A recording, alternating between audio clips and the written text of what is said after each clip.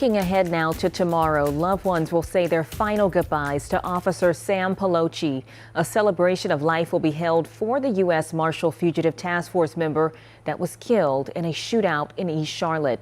Pelosi died alongside fellow task force member Alden Elliott, CMPD officer Joshua Iyer, and Deputy U.S. Marshal Thomas Weeks. Tomorrow's service is scheduled for 1 p.m. at First Baptist Church on South Davidson Street in Uptown. It's been nearly 2 weeks since those 4 officers were killed in the line of duty. As the community looks toward healing, I'm joined now by Juliet Cunley. She's a national board certified counselor with more than a decade of experience. She's also the founder of Sun Counseling and Wellness. Juliet, thanks for joining us. Thanks for having me. When we talk about this tragedy, and I just sort of think about hearing folks in the community, they say you kind of feel this sense of a safety bubble, right? Mm-hmm. And folks now saying they feel like that bubble has been fractured. Why do you think that is? Well, when something like this happens, we want so desperately to make sense of it.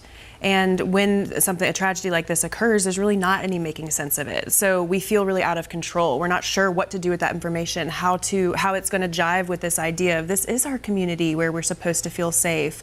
So really giving people permission to understand that you don't have to make sense of it, that whatever feelings you experience are valid and okay, and you will probably experience a wide variety of emotional response. Yeah.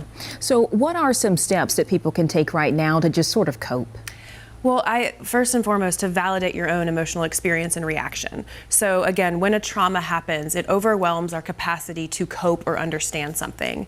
And so you might experience fear, shock, anger, sadness, a lot of other things, a little bit of each, really understanding that there's no wrong way to feel. So the first step is, again, just validating whatever comes up for you and then trying to meet that with an appropriate coping response to help you move through it. Yeah. We're now 2 weeks or almost 2 weeks after this tragedy. Some folks may feel like, why haven't I bounced back sooner? Is there a timeline, and when should you seek counseling? Such a good question. There is no formula or timeline for how someone should move through this.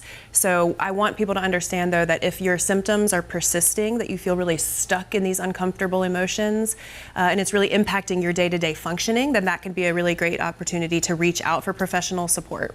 Thank you so much. Thanks for the conversation. Well, May is Mental Health Awareness Month, and whether it's the loss of these 4 officers or something else, there is help available for those in need.